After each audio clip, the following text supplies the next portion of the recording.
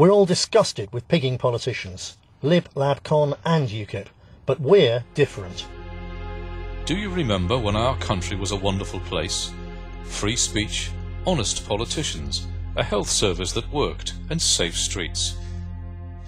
We British, the English, Scots, Welsh and Irish built a decent, fair and happy society. Our war heroes defied European dictators, riding out the storms of war to preserve our traditional British Christian values. In World War II, the sacrifice of our heroes saved not just Britain from invasion, but the whole of Europe from the evil Nazi plan to create a totalitarian European superstate. Our war heroes fought like lions to stop Britain being swamped by foreign invaders. What would the mates they left behind think if they could see Britain today? What's it coming to when you're made to feel like an unwelcome foreigner in your own country? Political correctness strips us of our heritage, turning us into second-class citizens in our own land. PC councils ban St George's Day festivals and tear down English flags. The heroes who laid down their lives to save this country from past invasions must be turning in their graves. Because immigration has become an invasion, denying our people housing and jobs and piling up tax bills. The rise of militant Islam imports contempt for women, vandalism against Christian churches, attacks on members of the Jewish faith, a heroin epidemic and terrorism. Let's be clear, the British National Party doesn't blame the immigrants. We blame the out-of-touch, greedy politicians who've opened the floodgates.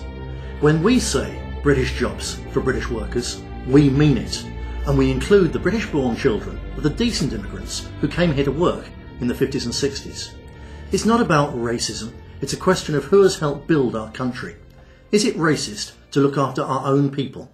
Why do we say that British people like you have the right to be treated fairly and put first in jobs, housing and health services? Because it's only fair that good people, regardless of their colour, who have worked and paid in all their lives, should come before sponges and new arrivals who've never lifted a finger to help build this country. But there's even more to it than that.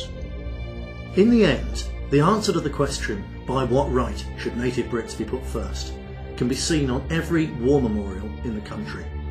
Just think with me for a moment of all those names carved on those cold, sad slabs of stone.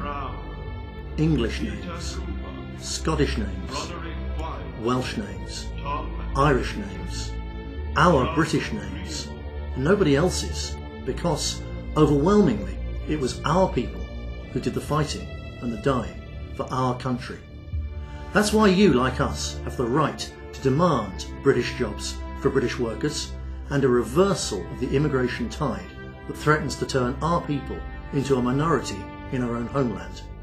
Because our rights, your family's rights to enjoy the benefits that come from being a part of this great nation were won by the blood, sweat, toil and tears of our past generations.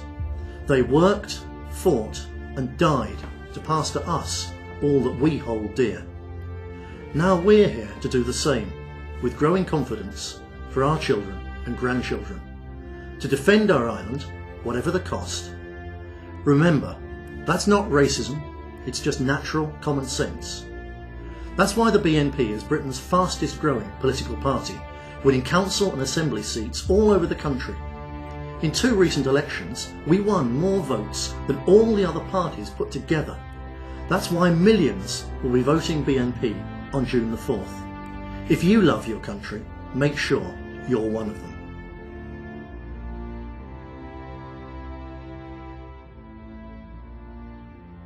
Call the British National Party now on 0207 078 3269. Standard geographic charges apply. Calls from mobiles may be higher. Visit our website on www.bnp.org.uk.